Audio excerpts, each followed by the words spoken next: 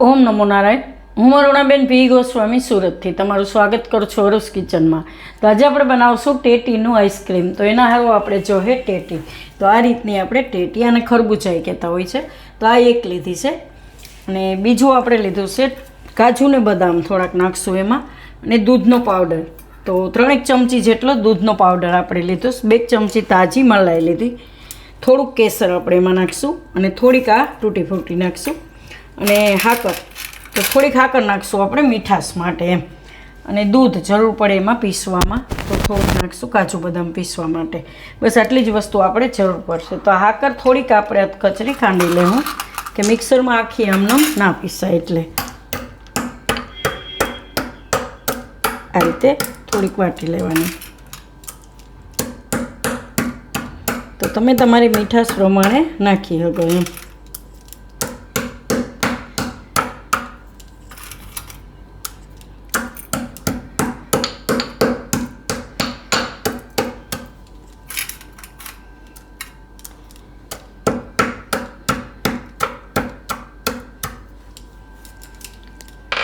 આ રીતે પીસી લેવું.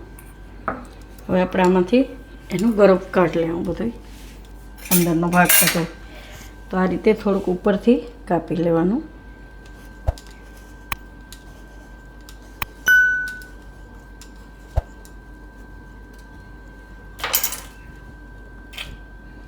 આ રીતનું આમાં અંદરથી બધું આપણે કાઢી લેવું. એનો માવો બધો લઈ લેવું. બીનો કાગળ નાખશું.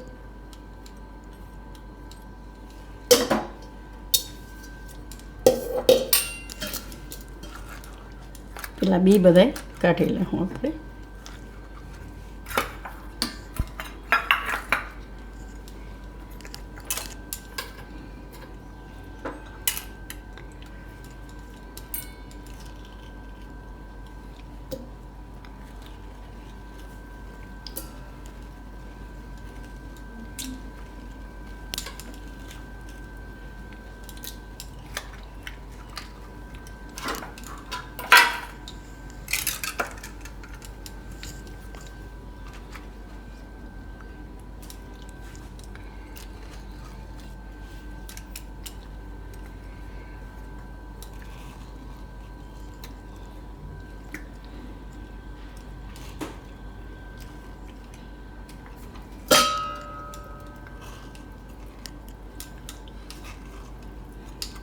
બધું આ રીતે કાઢી લેવું આપણે ચમચીથી.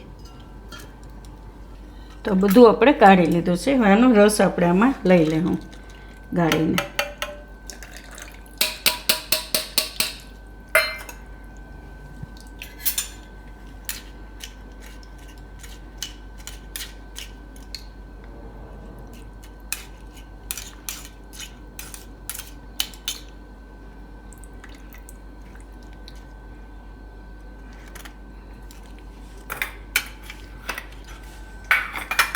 આને થોડીક વાર સાઈડમાં રહેવા દેવું.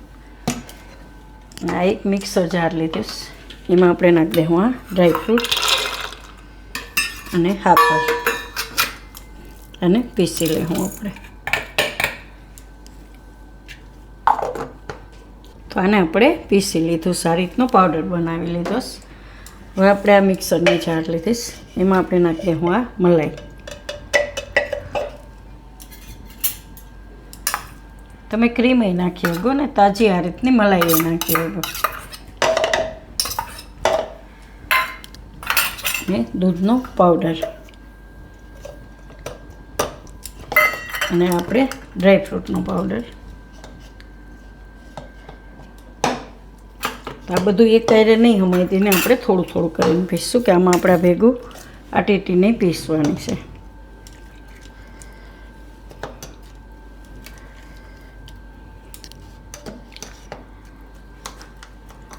અને જરૂર પડે થોડુંક આપણે એમાં દૂધ નાખવાનું પીસવામાં. દૂધ બતાવ્યું હતું તો ખરું, પણ બોલ્યું તો કે નહીં ભૂલાઈ ગયું. તો થોડુંક દૂધ આપણે એમાં જરૂર પડશે પીસવામાં. આને આપણે એકવાર ફેરવી લેવું, પછી જરૂર પડે એ પ્રમાણે દૂધ નાખશું, એમ કેવું ઘાટું થાય એ પ્રમાણે એમ.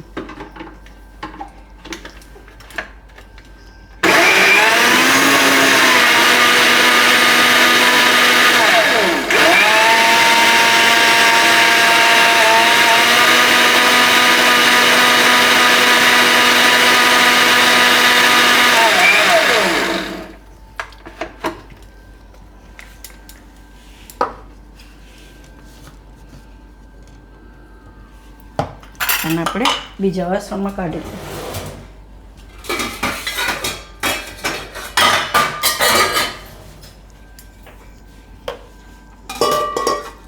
આ રીતનું ઘાટું બનાવવાનું. બીજું આપણે પીસી લેવું.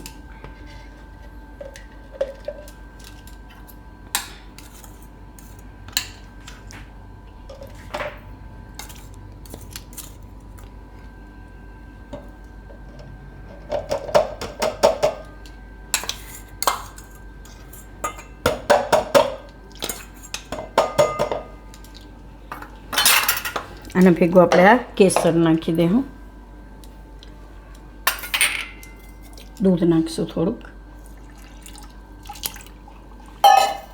અને આ ટેટી.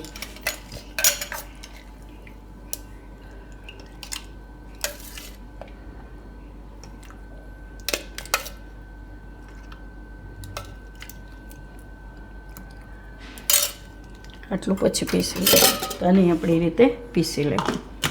તો આને આપણે પીસી લીધું સારી રીતે. એને આમાં ભેગું નાખી દઉં.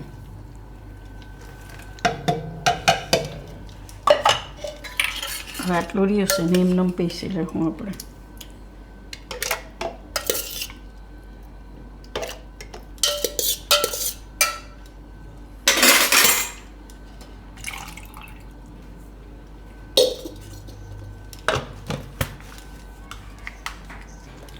તો આને આપણે પીસી લીધું આ રીતે. હવે આમાં મિક્સ કરી દઉં એને.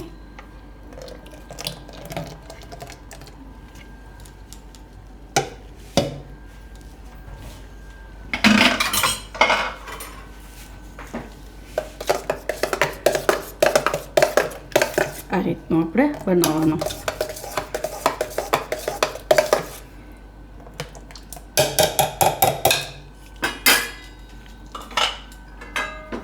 હવે આપણે આમાં ભરી દઉં એને.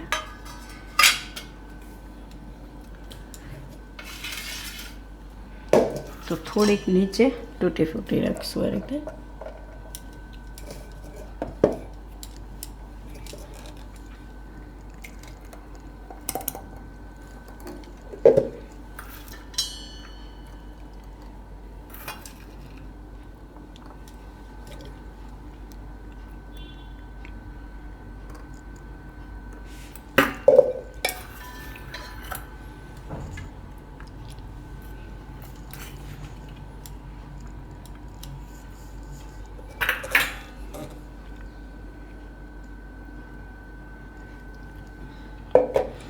આ રીતે ભરી દેવાનું આખું.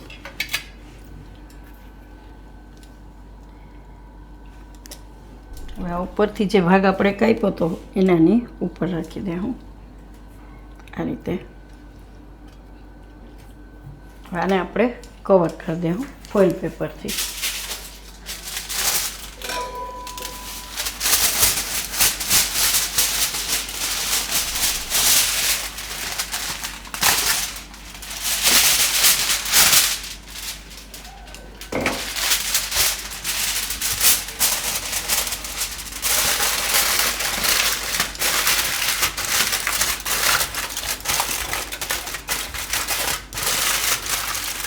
આ રીતે આપણે પેક કરી દેવાનું.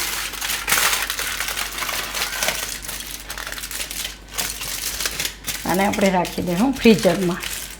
તો 8 થી 10 કલાક માટે એમ. તો તમે રાતે બનાવીને મૂકી દો તો સવાર સુધીમાં થઈ જાય એમ. તો આને આપણે ફ્રીઝરમાં રાખી દેવાનું. આ છે એને આપણે બીજા કોઈ પણમાં આપણે જમાવા મૂકી દઈશું. અને આપણે આ રીતનું ગુલ્ફીનું છે એમાં ભરી દઈશું. તમે કોઈ પણ ગ્લાસ હોય તો એમાંય જમાવા મૂકી શકો એમ.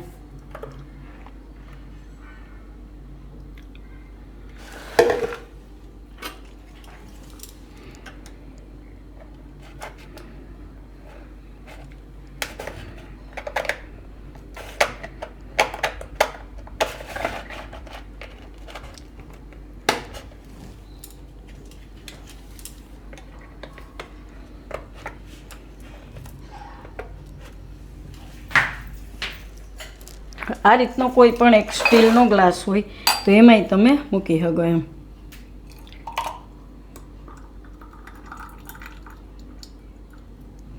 એમાં એકદમ સરસ જામી જાય.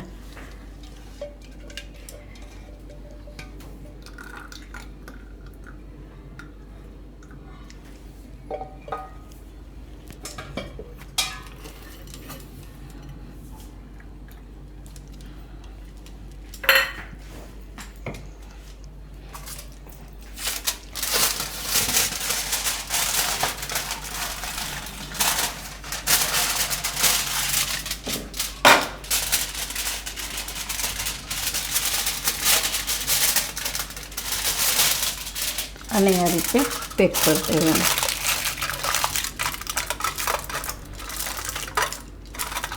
આ બધું ફ્રીઝરમાં રાખી દઉં આપણે હવે. તો આપણે હવે આને જોઈ લે. હું આખી રાત એમનેમ આપણે રાખ્યું હતું ફ્રીઝરમાં.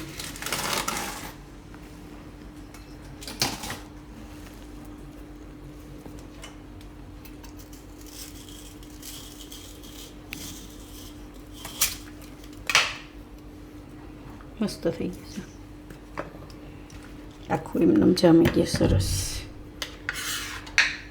આને કાપી નાખવાનું પછી.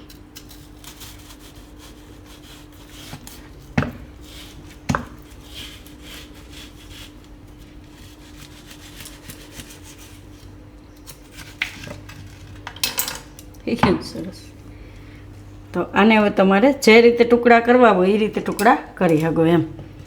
આ રીતે ચોરસમાં કરવા હોય કે લાંબા કરવા હોય. એકદમ મસ્ત થઈ ગયું છે.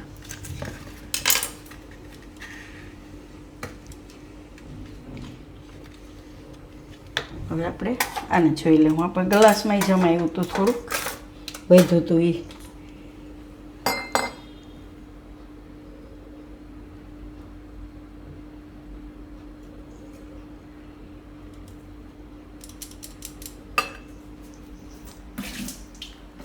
થોડીક વાર પાણીમાં રીતે રાખી દેવાનું એટલે નીકળી જાય.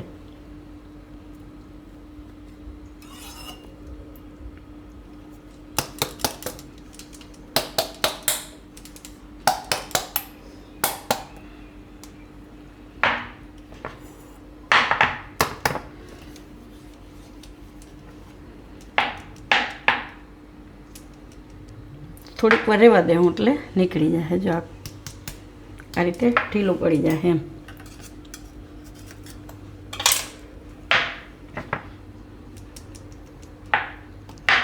ત્યાં સુધી માને કાઢી લઈ.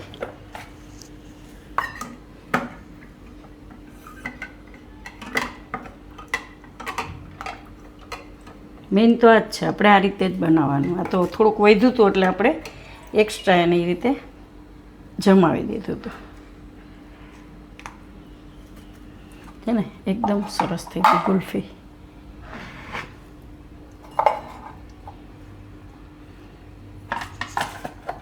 મસ્ત એકદમ ને, છોકરાઓને આ રીતનું મજા આવે ખાવાની એમ. આ એ રીતે એકદમ સરસ થઈ ગયો. મસ્ત.